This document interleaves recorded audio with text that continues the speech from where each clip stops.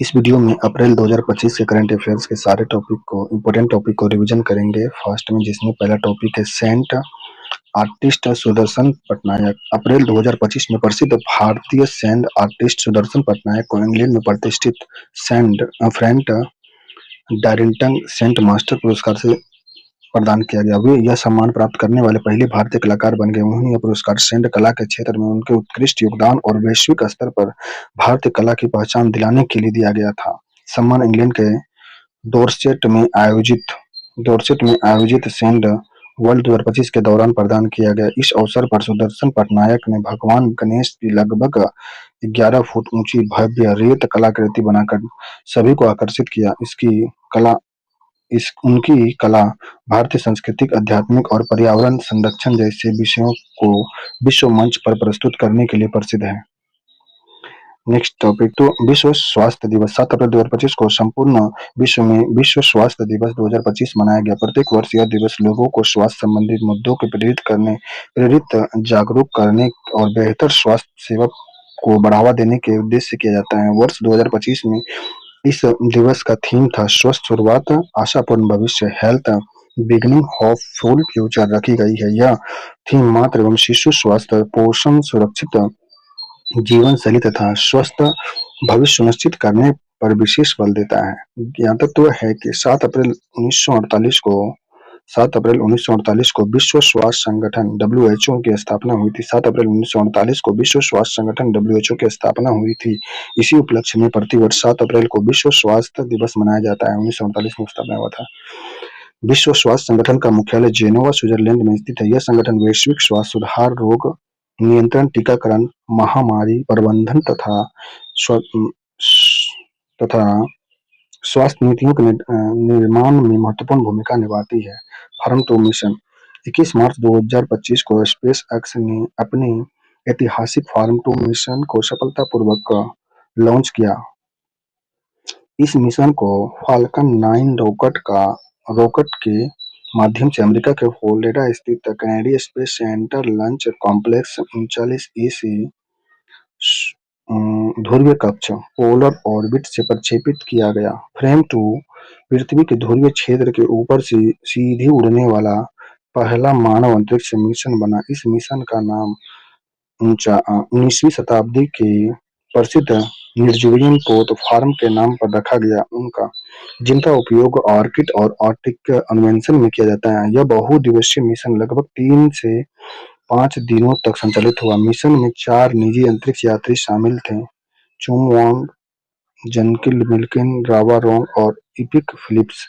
Frame 2 mission में अंतरिक्ष में 4 दिनों से अधिकतम समय बिताने के बाद कैलिफोर्निया के ऑन साइट तट के पास प्रशांत महासागर में सफलतापूर्वक स्लाइड डाउन किया। यह पहला मानव अंतरिक्ष मिशन था जिसने पृथ्वी के ध्रुवीय क्षेत्र से होकर यात्रा की और अंतरिक्ष से ध्रुवीय क्षेत्र का प्रत्यक्ष अवलोकन किया। इस मिशन के दौरान दल ने 22 महत्वपूर्ण वैज्ञानिक प्रयोग किए। इसमें अंतरिक्ष में पहली बार एक्स-रे लेना, मांसपेशी और हड्डियों के क्षरण को रोकने के लिए व्यायाम परीक्षण करने तथा सूक्ष्म गुरुत्वाकर्षण में मशरूम उगाने जैसे प्रयोग शामिल थे। मिशन का एक महत्वपूर्ण उपलब्धि यह भी रही कि पृथ्वी पर लौटने के बाद अंतरिक्ष यात्रियों ने बिना किसी अतिरिक्त चिकित्सक सहायता के स्वयं यान से बाहर निकलकर यह सिद्ध किया कि लंबे अंतरिक्ष मिशन के बाद भी मानव शरीर स्वतंत्र रूप से कार्य करने में सक्षम रह सकता है। नेक्स्ट टॉपिक है 57वीं सीनियर राष्ट्रीय खो-खो चैंपियनशिप 2025। 31 मार्च से 4 अप्रैल 2025 तक 57वीं सीनियर राष्ट्रीय खो-खो चैंपियनशिप 2025 का आयोजन उड़ीसा के पुरी में किया गया। इस आयोजन में देश भर के पुरुष एवं महिला टीम ने भाग लिया था। महिला ने फाइनल मुकाबला में रेलवे टीम ने गत विजेता महाराष्ट्र को पराजित कर खिताब अपने नाम किया। वहीं महिला वर्ग ने महिला के उड़ीसा को हराकर चैंपियन बनने का गौरव प्राप्त किया। महिला वर्ग में उड़ीसा की अर्चना माझी को सर्वश्रेष्ठ डिफेंडर चुना गया, जबकि महाराष्ट्र की रेशमा राठौर को सर्वश्रेष्ठ अटैकर का पुरस्कार मिला। महाराष्ट्र की तन्वी घोषाल को प्लेयर ऑफ द टूर्नामेंट के लिए प्रतिष्ठित रानी लक्ष्मीबाई पुरस्कार से प्रदान किया गया। पुरुष वर्ग में महाराष्ट्र के लक्ष्मण गवास को सर्वश्रेष्ठ डिफेंडर चुना गया। रेलवे के राहुल मंडल को सर्वश्रेष्ठ अटैकर तथा जगन्नाथ दास को प्लेयर ऑफ द टूर्नामेंट के लिए एकलव्य पुरस्कार से प्रदान किया गया। 57वां सीनियर राष्ट्रीय खो खो चैंपियनशिप में इसे मिला है, 2025 में हुआ था। यह चैंपियनशिप सबसे अधिक टीमों की भागीदारी के लिए ऐतिहासिक रही। प्रतियोगिता में कुल 40 पुरुष और 40 महिला टीम ने हिस्सा लिया, जो अब तक का सबसे एक नया रिकॉर्ड है। नेक्स्ट पे पम्बन रेल पुल 6 अप्रैल 2025 को रामनवमी के शुभ अवसर पर प्रधानमंत्री नरेंद्र मोदी ने तमिलनाडु में नए पम्बन रेल पुल का उद्घाटन किया। 6 अप्रैल 2025 को यह भारत का पहला वर्टिकल लिफ्ट समुद्री पुल है। यह नया नया पंबन रेल पुल रामेश्वर को मुख्य भूमि से जोड़ता है रामेश्वरम को मुख्य भूमि से जोड़ता है। यह तमिलनाडु राज्य में रामनाथपुरम जिले में स्थित है। तमिलनाडु का पंबन रेल पुल। नए पंबन रेल पुल का निर्माण लागत 700 करोड़ रुपए से अधिक है। इसका निर्माण रेल विकास लिमिटेड द्वारा किया गया है। इस पुल की कुल लंबाई 2.08 किलोमीटर है। 2.08 2 किलोमीटर से ज्यादा है 2 किलोमीटर से ज्यादा है पंबन रेल पुल का, जो 6 अप्रैल से हुआ है। मोदी जी के द्वारा शुभारंभ रामनवमी के अवसर पर 6 अप्रैल 2025 को किया गया था। ये पवन रेल पुल तमिलनाडु में है। यह वर्टिकल लिफ्ट समुद्री पुल है। यह रामेश्वर भूमि को जोड़ता है। रामेश्वर पुल पम्बन रेल पुल जो रामेश्वरम को भूमि से जोड़ता है। यह तमिलनाडु राज्य में रामनाथपुरम जिला में स्थित है। 700 करोड़ रुपए से अधिक से निर्माण किया गया है। इसका विकास जो रेल विकास लिमिटेड ने किया है। लंबाई इसकी 2.08 किलोमीटर है। नेक्स्ट है वाइब्रेंट विलेज प्रोग्राम 2। 4 अप्रैल 2025 को केंद्रीय मंत्रिमंडल द्वारा वाइब्रेंट विलेज प्रोग्राम VVP-2 को मंजूरी प्रदान की गई। इसकी अवधि वित्तीय वर्ष 24-25 से 28-29 तक निर्धारित की गई है। यह कार्यक्रम 100 केंद्रीय परियोजित योजना है, जिसका उद्देश्य सीमावर्ती गांवों को आत्मनिर्भर, समृद्ध और सुरक्षित बनाना है। इस कार्यक्रम के लिए कुल 6,839 करोड़ रुपए वित्तीय वर्ष 24-25 से 28-29 तक के लिए प्रावधान किए गए हैं। यह कार्यक्रम 27 राज्य केंद्र शासित प्रदेश अरुणाचल प्रदेश, असम, बिहार, गुजरात, जम्मू कश्मीर, लद्दाख, मणिपुर, मेघालय, मिजोरम, नागालैंड, पंजाब, राजस्थान, सिक्किम, त्रिपुरा, उत्तराखंड, उत्तर प्रदेश और पश्चिम बंगाल के चुनिंदा राजनीतिक गांवों के वित्तीय वर्ष 28 से 29 तक लागू की जाएगी। इस कार्यक्रम का उद्देश्य समृद्ध और सुरक्षित सीमाओं को सुरक्षित करना, सीमा पार अपराध को नियंत्रित करना तथा सीमावर्ती आबादी को राष्ट्र के साथ आत्मसात करना, साथ ही उन्हें सीमा सुरक्षा बलों की आंख और कान के रूप में विकसित करना है, जो आंतरिक सुरक्षा के लिए अत्यंत महत्वपूर्ण है। इस योजना के तहत सीमावर्ती क्षेत्रों में बेहतर जीवन स्थितियां, आधारभूत सुविधा और पर्याप्त आजीविका के अवसर उपलब्ध कराए जाएंगे। इन गांवों के लिए बारहमासी सड़क संपर्क प्रधानमंत्री ग्राम सड़क योजना के अंतर्गत ग्रामीण विकास मंत्रालय द्वारा पहले से स्वीकृत परियोजना के माध्यम से सुनिश्चित किया जाएगा। यह vibrant village programme 2। Next topic है प्रथम अंतर्राष्ट्रीय पेंशन शोध सम्मेलन 2025। 3 से 4 अप्रैल 2025 को प्रथम प्रथम अंतर्राष्ट्रीय पेंशन शोध सम्मेलन 2025 का आयोजन भारत मंडप नई दिल्ली में किया गया। भारत सरकार के वित्त राज्य मंत्री पंकज चौधरी ने इस सम्मेलन का उद्घाटन किया। इस कार्यक्रम का आयोजन पेंशन निधि विनियम और विकास प्राधिकरण द्वारा भारतीय प्रबंधन संस्थान अहमदाबाद के सहयोग से किया गया था। नेक्स्ट टॉपिक है बिम्स्टेक शिखर सम्मेलन 2025। 4 अप्रैल 2025 को बिम्स्टेक शिखर सम्मेलन 2025 का आयोजन बैंकॉक, थाईलैंड में किया गया। यह सम्मेलन का मुख्य विषय बिम्स्टेक समृद्ध, लचीला और खुला था। वर्ष 2018 में काठमांडू में आयोजित चौथे बिम्स्टेक शिखर सम्मेलन के बाद बिम्स्टेक नेता की पहली भौतिक बैठक थी। उल्लेखनीय है कि 5वां बिम्स्टेक शिखर सम्मेलन मार्च 2022 में कोलंबो, श्रीलंका में वर्चुअल प्रारूप से आयोजित किया गया था। इस सम्मेलन के दौरान नेताओं ने बिम्स्टेक सहयोग को और अधिक गति प्रदान करने के उपाय और साधनों पर विचार विमर्श किया। प्रधानमंत्री नरेंद्र मोदी ने इस सम्मेलन में भाग लिया। इस अवसर पर उन्होंने बिम्स्टेक देशों के बीच सहयोग के विभिन्न पहलुओं को शामिल करते हुए 21 सूत्रीय कार्य योजना प्रस्तावित किया। इस सम्मेलन में बैंकॉक विजन 2023 को अपनाया गया। साथ बिम्स्टेक की अध्यक्षता आधिकारिक रूप से प्रोफेसर मोहम्मद यूनुस को सौंपी गई है। बिम्स्टेक का बंगाल की खाड़ी से जुड़े देशों का एक अंतर्राष्ट्रीय आर्थिक सहयोग संगठन है। यह सम्मेलन बैंकॉक विजन 2030 को अपनाया गया। यह बिम्स्टेक की अध्यक्षता आधिकारिक रूप से मोहम्मद यूनुस को सौंपी गई है। बिम्स्टेक बंगाल की खाड़ी से जुड़े देश का अंतर्राष्ट्रीय आर्थिक सहयोग संगठन। इसकी स्थापना 1997 में हुई थी। इसके 7 सदस्य देश हैं। बिम्स्टेक में 7 सदस्य देश है: बांग्लादेश, भूटान, नेपाल, श्रीलंका, थाईलैंड, भारत और म्यांमार हैं। बिम्स्टेक का सचिवालय ढाका, बांग्लादेश में स्थित है। बिम्स्टेक में 7 देश हैं। बांग्लादेश, भूटान, श्रीलंका, नेपाल, थाईलैंड और म्यांमार हैं। नेक्स्ट टॉपिक है डेमोक्रेट संसद कोरी बुकर। अप्रैल 2025 में अमेरिका के न्यू जर्सी में डेमोक्रेट सांसद कोरी बुकर ने अमेरिका सीनेट में सबसे लंबे समय तक भाषण देकर इतिहास रच दिया। उन्होंने 25 घंटे से अधिक समय तक लगातार भाषण दिया और एक नया रिकॉर्ड स्थापित किया। इसकी उपलब्धि के साथ उन्होंने 68 वर्ष पुराना रिकॉर्ड तोड़ दिया, जिससे पहले दक्षिण कैरोलिना के पूर्व सीनेटर स्टॉर्म डेटोर ने भाषण ने के नाम था। वर्ष 1997 में स्टॉर्म डेटोर ने सिविल राइट्स कानून के विरोध में 24 घंटे तक लगातार भाषण दिया था, जो अमेरिका सीनेट का इतिहास लंबा भाषण में से एक माना जाता था, लेकिन इसने 25 घंटे तक भाषण दिया। नेक्स्ट टॉपिक है अभ्यास टाइगर ट्रंप। अभ्यास टाइगर ट्रायम्फ। 1 से 13 अप्रैल 2025 तक भारत और अमेरिका के बीच द्विपक्षीय त्रिसैन्य सैन्य मानवीय सहायता और आपदा रहित HDR अभ्यास टाइगर ट्रंप 25 का चौथा संस्करण भारत के पूर्वी समुद्री तट पर आयोजित किया गया। इस अभ्यास का बंदरगाह चरण 1 से 7 अप्रैल 2025 तक विशाखापट्टनम में आयोजित किया गया, जबकि इसका समुद्री चरण 8 से 12 अप्रैल 25 तक चला। यह अभ्यास 13 अप्रैल 25 को विशाखापट्टनम में अमेरिका नौसेना के जहाज यूएस कॉमस्टॉक पर आयोजित समापन समारोह के साथ समाप्त हुआ। इस अभ्यास का मुख्य उद्देश्य मानवीय सहायता एवं आपदा रहित गतिविधियों के संचालन हेतु भारत और अमेरिका के बीच पारस्परिक सहभागी क्षमता विकसित करना तथा संयुक्त समन्वय केंद्र की स्थापना के लिए मानव संचालन प्रक्रिया का निर्माण करना था। भारतीय पक्ष का प्रतिनिधित्व भारतीय नौसेना के जहाज INS जलसव, ILA घड़ियाल, INS मुंबई और INS शक्ति द्वारा किया गया। इसके साथ हेलीकॉप्टर, लैंडिंग क्राफ्ट, लंबी दूरी के समुद्री गश्ती विमान P-8I 91 इन्फेंट्री ब्रिगेड एवं 12 मैकनाइट इन्फेंट्री बटालियन के सेना ने जवान वायुसेना के C-130 हरक्यूलिस विमान, MI-17 हेलीकॉप्टर तथा रैपिड एक्शन मेडिकल टीम भी शामिल रहे थे। अमेरिका पक्ष का प्रतिनिधित्व अमेरिका नौसेना के जहाज यूएस कॉमस्टॉक और यूएस रॉल्फ जॉनसन द्वारा किया गया। यह अभ्यास के दौरान भारतीय सेना और अमेरिकी सेना द्वारा काकीनाड नौसेना एयरक्राफ्ट के संयुक्त कमान एवं नियंत्रण केंद्र स्थापित किया गया। उल्लेखनीय है कि यह अभ्यास शुरुआत 2019 में की गई थी। नेक्स्ट टॉपिक है पब्लिक प्राइवेट पीपल पार्टनरशिप। 30 मार्च 2025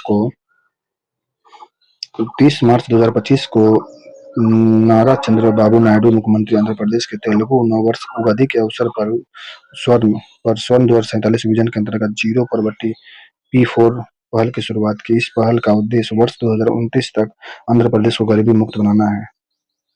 यह महत्वाकांक्षी कार्यक्रम समावेशी विकास को बढ़ावा देने के साथ साथ सामाजिक असमताओं को कम करने पर केंद्रित है। इसके तहत समाज के सबसे समृद्ध 10% लोगों को सबसे गरीब 20% परिवार की सहायता करने के लिए प्रोत्साहित किया गया है।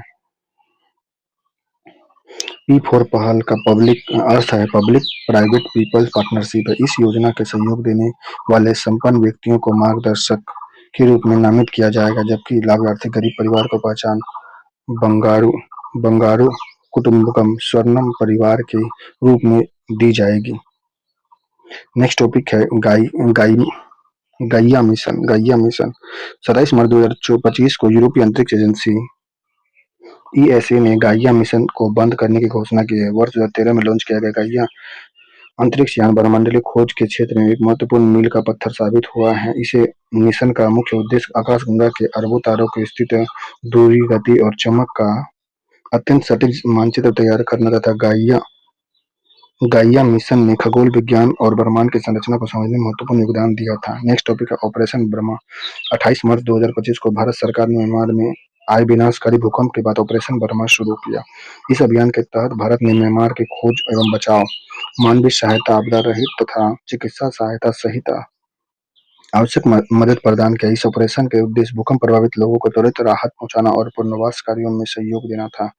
हाल ही वर्षों में भारत द्वारा संचालित प्रमुख मानवीय सहायता आपदा राहत अभियान है ऑपरेशन सद्भावना 2024 में चलाया गया था। दक्षिण पूर्वी एशिया तथा एशिया में आए टाइफून यानी के बाद वियतनाम और लाओस को मानवीय सहायता प्रदान किया गया था। ऑपरेशन सद्भावना के द्वारा ऑपरेशन बर्मा म्यांमार में चला है, जबकि ऑपरेशन संजीवनी 2020 में कोविड-19 महामारी के दौरान मालदीव की आवश्यकता दवाइयां और चिकित्सा सामग्री उपलब्ध कराया गया था। ऑपरेशन संजीवनी के तहत ऑपरेशन वनीला 2020 में मेडागास्कर में चक्रवात डायने के कारण आई बाढ़ को प्रभावित लोगों की सहायता किया गया था। ऑपरेशन समुद्र मैत्री के तहत 2028 में इंडोनेशिया में आए भूकंप और सुनामी के बाद राहत सहायता दिया गया था। ऑपरेशन इंसानियत 2017 रोहिंग्या शरणार्थी संकट के दौरान बांग्लादेश को राहत सामग्री उपलब्ध कराया गया था। अपने ऑपरेशन इंसानियत के तहत ऑपरेशन मैत्री 2015 में नेपाल में आए विनाशकारी भूकंप के बाद प्रभावित लोगों की सहायता की गई थी ऑपरेशन मैत्री के तहत। नेक्स्ट टॉपिक है तीसरी भारत जापान अंतरिक्ष वार्ता 2025। 1 अप्रैल 2025 को तीसरा भारत जापान अंतरिक्ष वार्ता 2025 का आयोजन टोक्यो में किया गया। इस वार्ता में भारत और जापान के प्रतिभागियों ने अंतरिक्ष सहयोग से जुड़े विभिन्न मुद्दों पर चर्चा की। दोनों देशों में अंतरिक्ष औद्योगिकी, उपग्रह विकास, अंतरिक्ष सुरक्षा, वैज्ञानिक अनुसंधान तथा अंतरिक्ष के शांतिपूर्ण सहयोग के क्षेत्र में सहयोग और मजबूत करने पर बल दिया गया है। नेक्स्ट टॉपिक है प्रोजेक्ट स्पिरिट। अप्रैल 2025 में देश की सबसे बड़ी तेल कंपनी इंडियन ऑयल कॉर्पोरेशन ने प्रोजेक्ट स्पिरिट का अनावरण किया। इस योजना का उद्देश्य वैश्विक ऊर्जा परिदृश्य में हो रहे बदलाव के रूप में अपने व्यवसाय को तैयार कर कंपनी को भविष्य के लिए सक्षम बनाना तथा उसे प्रासंगिक और लाभदायक बनाए रखना था। नेक्स्ट टॉपिक स्पिरिट का तात्पर्य है तेल शोधक, पेट्रोकेमिकल्स और ईंधन विपणन जैसे मुख्य व्यवसाय को मजबूत करना। इसके साथ ही यह परियोजना लाभप्रदता बढ़ाने के लिए लागत अनुकूल को बढ़ावा देने, ग्राहक केंद्रितता को सुदृढ़ करने, प्रौद्योगिकी और नवाचार को एकीकृत करने, नेतृत्व और प्रतिभा विकास को प्रोत्साहन करने तथा बदलाव के लिए तैयार रहने पर केंद्रित है। नेक्स्ट टॉपिक है वाटर प्राइज। नेक्स्ट टॉपिक है स्टॉकहोम वाटर प्राइज 2025। 20 मार्च 2025 को स्टॉकहोम वाटर प्राइज 2025 की घोषणा की गई। वर्ष 2025 का यह प्रतिष्ठित पुरस्कार ऑस्ट्रेलियाई जल विज्ञानी गुटुर ब्लोसेल को प्रदान किया जाएगा, जिन्हें बाढ़ जोखिम विश्लेषण और जल संसाधन प्रबंधन में उनके अग्रणी कार्य के लिए सम्मान दिया जा रहा है। यह पुरस्कार जल का नोबेल पुरस्कार, नोबेल प्राइज ऑफ वाटर के रूप में प्रसिद्ध है। यह पुरस्कार Stockholm international water institute SIWI द्वारा royal Swedish academy of science के सहयोग से प्रदान किया जाता है। इस पुरस्कार की शुरुआत 1991 में किया गया था। Stockholm water prize. उल्लेखनीय है कि अब तक यह प्रतिष्ठित पुरस्कार 4 भारतीयों को प्रदान किया जा चुका है। राजेंद्र सिंह को 2015 में दिया गया था वाटर पुरस्कार Stockholm water prize. Doctor Bindeshwari Pathak को 2009 में, सेंटर फॉर साइंस एंडोमेंट को 2005 में, डॉक्टर माधव आत्माराम चितले को 1993 में दिया गया था। नेक्स्ट टॉपिक है अरुणाचल प्रदेश। अरुणाचल प्रदेश जो है 21 से 22 अप्रैल 2025 को बुद्ध धम्म और पूर्वोत्तर भारत की संस्कृति पर अंतर्राष्ट्रीय सम्मेलन 2025 का आयोजन नामसाई अरुणाचल प्रदेश में किया गया। इस सम्मेलन का आयोजन अंतर्राष्ट्रीय बौद्ध परिसंघ द्वारा संकलित मंत्रालय भारत सरकार के सहयोग से किया गया। इस सम्मेलन का उद्देश्य बौद्ध धर्म और बौद्ध संस्कृति तथा पूर्वोत्तर भारत की समृद्ध सांस्कृतिक विरासत के संरक्षण और प्रसार पर विचार विमर्श करना था। 13 से 18 अप्रैल 2025 तक अफ्रीका भारत महत्वपूर्ण समुद्री सहभागिता 2025 बहुपक्षीय अभ्यास का आयोजन दार एल इस्लाम तंजानिया में किया गया। यह अफ्रीका और भारत के बीच बड़े पैमाने पर आयोजित प्रमुख समुद्री सहयोग अभ्यास है। इस अभ्यास के Comoros, Djibouti, Kenya, Madagascar, Mauritius, Mozambique, Seychelles और दक्षिण अफ्रीका के साथ सह-मेजबान भारत पर तंजानिया ने भाग लिया था। इस अभ्यास में भारतीय नौसेना के जहाज INS चेन्नई और INS क्लेरी ने भाग लिया था।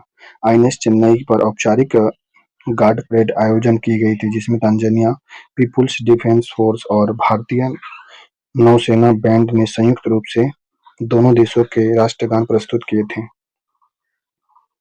बंदरगाह चरण के दौरान आयोजित गतिविधि में टेबल टॉप और कमांडर पोस्ट अभ्यास शामिल किए गए थे, जो समुद्र डकैती रोधी अभियान और सूचना साझाकरण पर केंद्रित थे। इस अभ्यास का समुद्री चरण 16 से 18 अप्रैल 2025 तक किया गया, जिसमें भाग लेने वाले देशों के बीच समुद्री सुरक्षा सहयोग को और मजबूत करने पर विशेष बल दिया गया था। नेक्स्ट टॉपिक है विधि आयोग। 15 अप्रैल 2025 को न्यायमूर्ति दिनेश महेश्वरी और भारत विधि आयोग के नए अध्यक्ष नियुक्त किए गए हैं। इसके साथ ही अभिवक्ता हितेश जैन तथा प्रोफेसर डीपी वर्मा को पूर्वकालिक सदस्य नियुक्त किया गया। प्रोफेसर डीपी वर्मा बनारस हिंदू विश्वविद्यालय के संकाय सदस्य हैं, जो कि पूर्वी विधि पैनल के सदस्य भी रह चुके हैं। उल्लेखनीय है कि सितंबर 2024 में 23वें विधि आयोग के गठन की मंजूरी दी गई थी। इसका कार्यकाल 3 वर्ष के लिए 31 अगस्त 2027 तक रहेगा। विधि आयोग का 23वें विधि आयोग का गठन किया गया, जो 3 वर्षों के लिए है, 23 अगस्त 2027 तक रहेगा। इससे पूर्व न्यायमूर्ति ऋतुराज अवस्थी 23वें विधि आयोग के अध्यक्ष थे, जबकि 22वें थे। अब 23वें अध्यक्ष कौन बने हैं? 23वें अध्यक्ष से बने हैं न्यायमूर्ति दिनेश महेश्वरी बने हैं। भारतीय विधि आयोग केंद्र सरकार द्वारा भारत समय समय पर गठित एक गैर संवैधानिक निकाय है। इसका मूल गठन वर्ष 1955 में किया गया था। इसका तथा प्रत्येक 3 वर्ष में इसका पुनर्गठन किया जाता है। एमसी शीतलवाड़ प्रथम भारतीय विधि आयोग 1955-58 में थे। नेक्स्ट टॉपिक है गोल्डमैन पर्यावरण पुरस्कार 2025। 21 अप्रैल 2025 को गोल्डमैन पर्यावरण फाउंडेशन द्वारा विश्व भर में 7 पर्यावरणविदों को गोल्डमैन पर्यावरण पुरस्कार प्रदान किया गया है। इस वर्ष किसी भी भारतीय पर्यावरणविद को प्रतिष्ठित पुरस्कार सम्मानित नहीं किया गया। उल्लेखनीय है कि 2024 में भारत के अशोक शुक्ला को यह पुरस्कार दिया गया था। 2025 में विजेता है जो गोल्डन पर्यावरण पुरस्कार 2025 में दिया गया। किसे दिया गया? यह है सोमालिया अरबी ट्यूनीशिया के हैं। इस पुरस्कार के बारे में, यह पुरस्कार 1989 में अमेरिका परोपकारी रिचर्ड गोल्डमैन और रोडा गोल्डमैन द्वारा स्थापित किया गया था। इसे ग्रीन नोबल पुरस्कार के नाम से जाना जाता है। यह पुरस्कार गोल्डमैन पर्यावरण फाउंडेशन द्वारा प्रदान किया जाता है। नेक्स्ट बुटकुस मंगोलिया के, मेजोनीगुरी अल्बानिया के, ओलोस्की अल्बानिया, कॉर्नेस मेगना कैनरी द्वीप समूह के, लॉरेंस एंजल संयुक्त राज्य अमेरिका की है, मेरी लूज स्यूरी पेरू की है। इस प्रकार से सम्मानित भारतीय शामिल हैं। 2024 में अशोक शुक्ला को गोल्डमैन पर्यावरण पुरस्कार दिया गया था। प्रफुल्ल समतारा को 2017 में दिया गया था। रमेश अग्रवाल को 2014 में दिया गया था। रसीदा BH चंदा देवी शुक्ला को 2004 में दिया गया था। MC मेहता को 1996 में, मेघा पटनायक को 1992 में गोल्डमैन पर्यावरण पुरस्कार दिया गया था।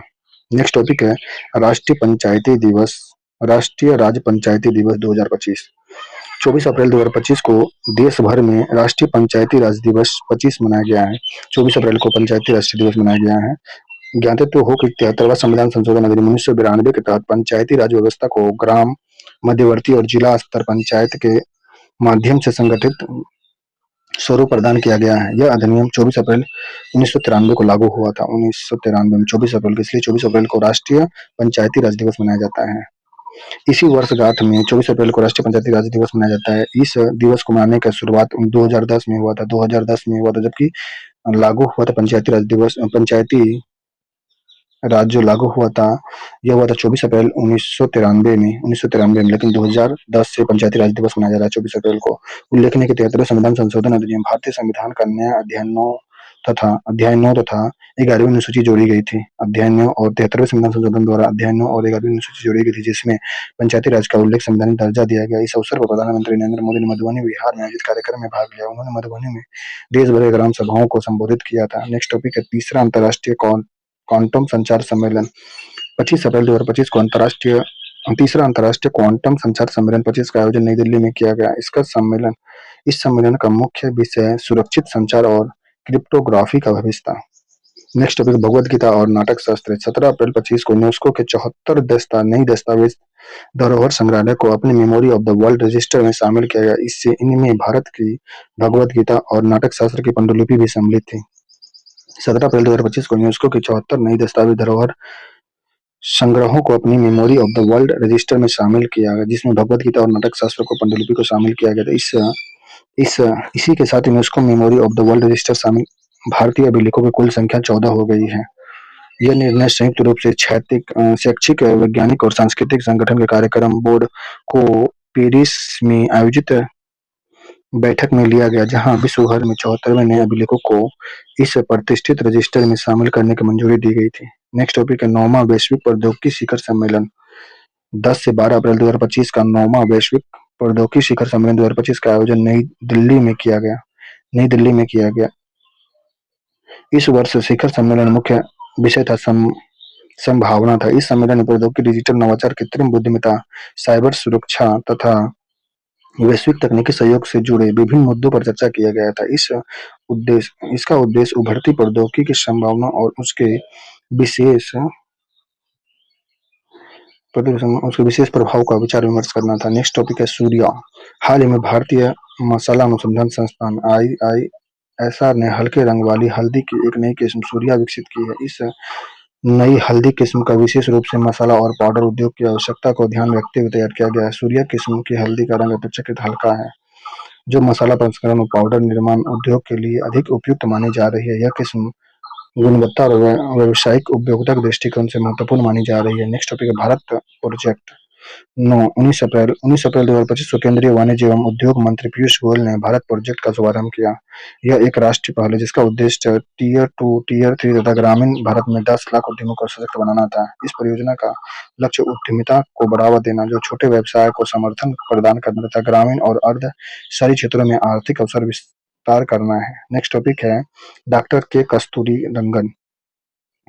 25 अप्रैल 2025 को डॉक्टर के कस्तूरी रंगन इसरो के पूर्व अध्यक्ष का निधन हो गया। डॉक्टर के कस्तूरी रंगन का निधन हो गया, जो 25 अप्रैल 2025 को, जो 84 वर्ष के थे। वर्ष 1994 से 2003 तक भारतीय अंतरिक्ष संगठन इसरो के अध्यक्ष भी रहे थे। कस्तूरी रंगन इसरो के अध्यक्ष के रूप में कस्तूरी रंगन ने ध्रुवीय उपग्रह प्रक्षेपण यान PSLV के विकास में महत्वपूर्ण भूमिका निभाई, जो आगे चलकर भारत के सबसे विश्वसनीय उपग्रह प्रक्षेपण बना था। PSLV में महत्वपूर्ण भूमिका निभाए थे कौन? कस्तूरी रंगन।